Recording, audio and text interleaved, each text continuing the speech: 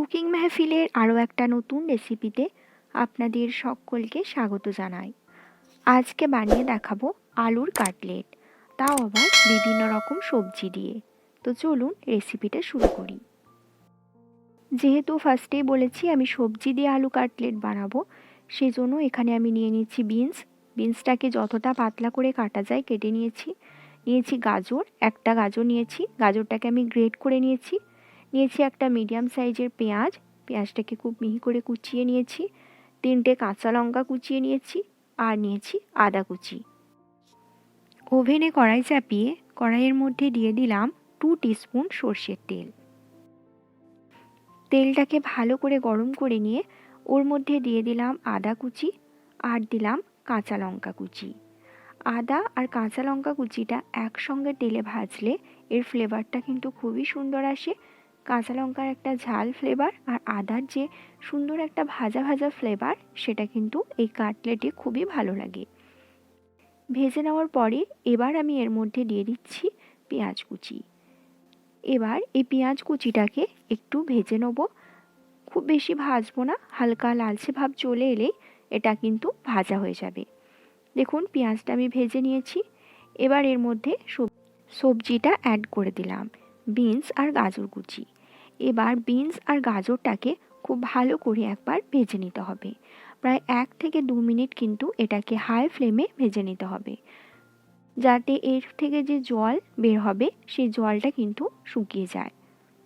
দেখুন এগুলো আমার ভেজে নেওয়া হয়ে গেছে। এবার এটাকে আমি ঠান্ডা করে নেব।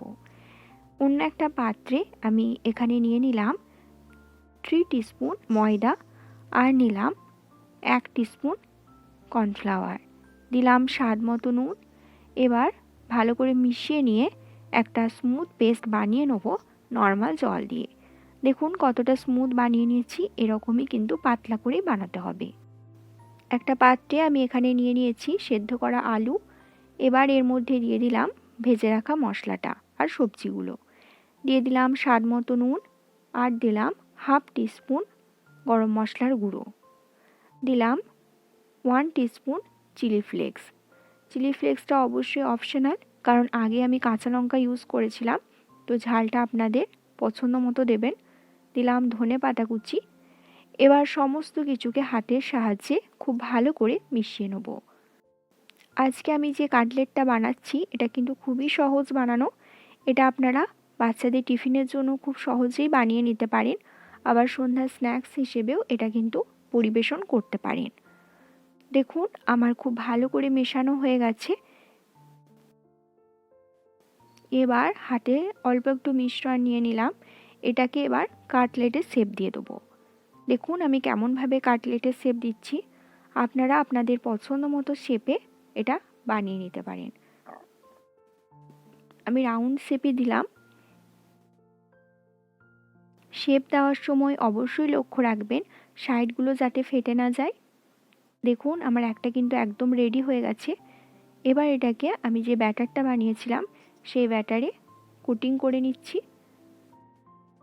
একবার আমি এখানে ডিপ করে নিলাম, এবার ব্রেড ক্রাম্বসে কোট করে নেব। একটা হাত কিন্তু আপনারা শুকনো রাখবেন, তাহলে আপনাদের বানাতে সহজ হবে। দেখুন ব্রেড ক্রাম্বসে ইজিলি কোট করে নিলাম। এটা কিন্তু একদম একটা তৈরি হয়ে গেল। এটাকে আমি সাইডে রেখে দেবো এবং কিছুক্ষণের জন্য এটাকে রেস্টে রাখবো, যাতে এটা এঁটে যায়। আপনাদের সুবিধের জন্য আমি আর একটা বানিয়ে দেখাচ্ছি। অল্প একটু মিশ্রণ নিয়ে এটাকে ফার্স্টে কাটলেটের শেপ দিয়ে দেবো। আমি এখানে রাউন্ড শেপ দিয়েছি বলে আপনাদেরকেও দিতে হবে সেরকম কিছু না, আপনারা এখানে লম্বাটে শেপও দিয়ে নিতে পারেন। দেখুন এটা তৈরি হয়ে গেল। এবার আমি এটাকে যে মিশ্রণটা বানিয়ে রেখেছিলাম সেই মিশ্রণে ডিপ করে নিলাম। এবার ব্রেড ক্রাম্বসে কোটিং করে নিচ্ছি, তাহলে আরও একটা তৈরি হয়ে গেল। এভাবে বাকি কাটলেটগুলো আমি বানিয়ে 10 মিনিটের জন্য রেস্টে রেখে দেবো।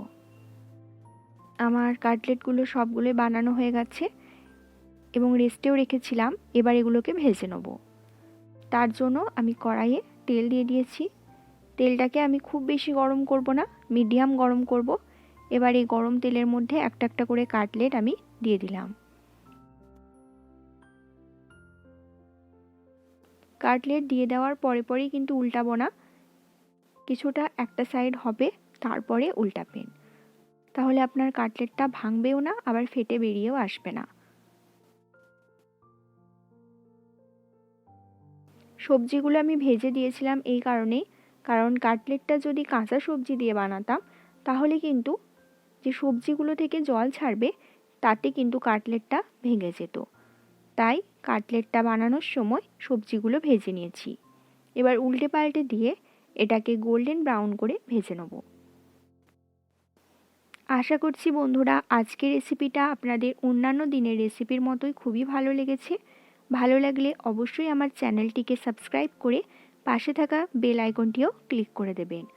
আর আমাকে কমেন্ট করতে ভুলবেন না রেসিপিটা কেমন লেগেছে। দেখা হচ্ছে, নমস্কার।